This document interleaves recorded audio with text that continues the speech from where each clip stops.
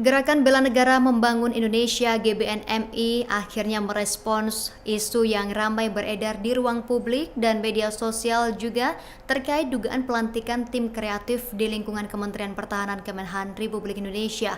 Meski tidak menyebutkan nama, pelantikan tim kreatif yang dimaksud yakni terkait nama selebgram Ayu Aulia yang belakangan ini menjadi perbincangan hangat di media sosial dan menimbulkan pro dan kontra.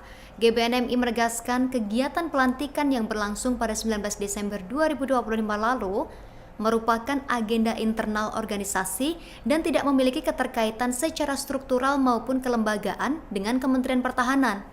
Ketua Umum GBNMI Laksmana Pratama TNI Purnawirawan M. Faisal Manaf menjelaskan bahwa organisasi tersebut merupakan organisasi kemasyarakatan Ormas Bela Negara yang dibentuk dan direkomendasikan oleh Kementerian Pertahanan melalui Direktorat Jenderal Potensi Pertahanan di Jenpothan. Tapi meski demikian, GBNMI bukan bagian dari struktur organisasi Kemenhan.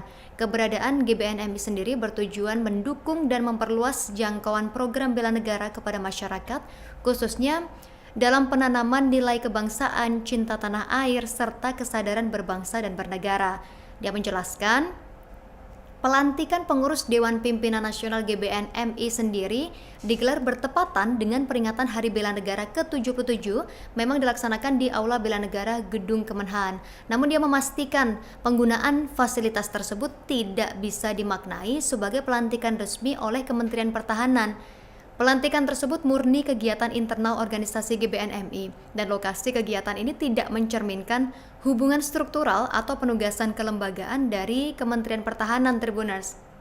Dan Faisal melanjutkan, dia menekankan bahwa bela negara ini merupakan hak sekaligus kewajiban setiap warga negara sebagaimana diamanatkan dalam peraturan perundang-undangan. Karena itu, partisipasi masyarakat dalam gerakan bela negara ini bersifat terbuka dan inklusif tanpa memandang latar belakang profesi. Sementara itu, Wakil Ketua Umum Bidang Pembinaan Kesadaran Bela Negara GBNMI Sunan Kalijaga menyampaikan bahwa keterlibatan figur publik dalam gerakan bela negara bukanlah hal baru. Sunan Kalijaga menyebut sejak 2015, di Jenpothan Kemenhan sudah mendorong partisipasi figur publik atau public figure dan influence untuk menyampaikan pesan-pesan bela negara secara kreatif dan komunikatif agar mudah diterima masyarakat luas.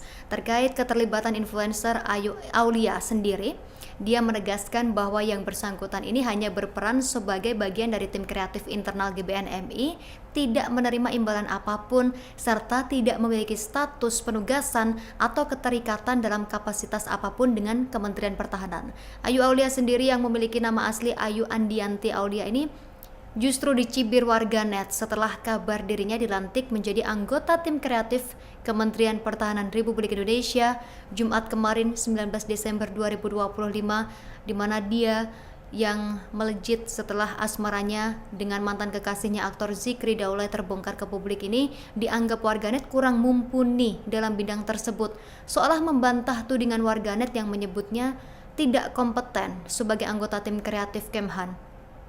Ayu kemudian mengunggah potret lawas saat dirinya ini menerima penghargaan dari Tentara Nasional Indonesia Angkatan Darat.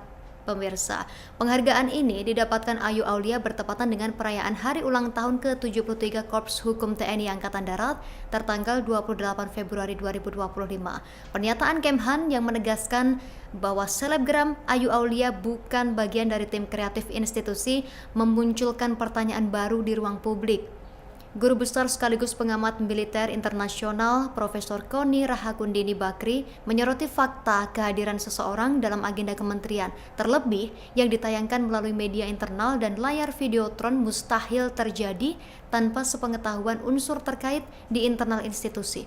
Dalam pernyataan di akun Instagram @KoniRahakundiniBakri pada Jumat 26 Desember 2025 kemarin, Koni ini turut menyertakan jabatan Menteri Pertahanan atau Menhan dengan kalimat tanya, yang benar yang mana Pak Menhan? Kemudian secara prosedural dan administratif dikatakan oleh Koni sendiri, kehadiran seseorang di lingkungan Kementerian Pertahanan, apalagi dalam kegiatan resmi, tidak mungkin terjadi tanpa persetujuan internal. Menurut Koni, dalam konteks program bela negara, Setiap individu yang terlibat dalam kegiatan resmi umumnya sudah melalui mekanisme koordinasi, pendampingan, serta pencatatan administratif oleh unit dan staf yang berwenang.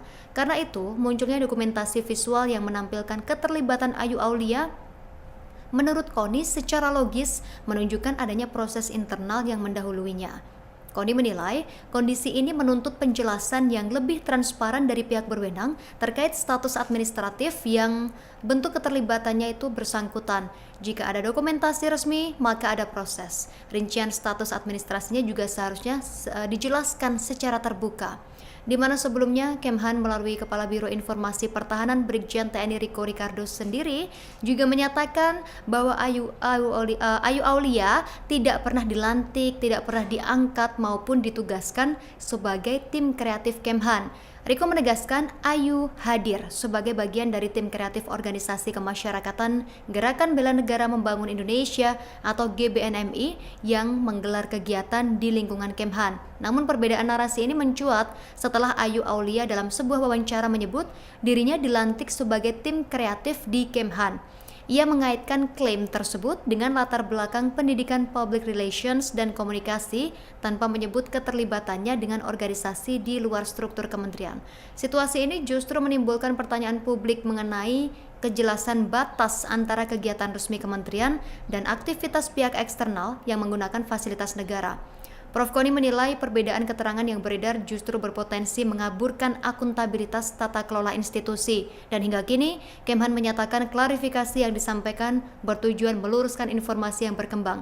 Namun sorotan dari kalangan akademisi dan pengamat menegaskan perlunya penjelasan lebih rinci agar polemik tersebut tidak terus bergulir di ruang publik. Informasi ini menutup jumpa kita di Tribun News Update hari ini. Tribuners, terus pantau dan perbarui informasi Anda hanya di kanal YouTube Tribun News. Saya Justina Kartika mewakili kerabat kerja yang bertugas pamit. Terima kasih kebersamaan Anda. Sampai jumpa. Download Tribun X sekarang. Menghadirkan lokal menjadi Indonesia.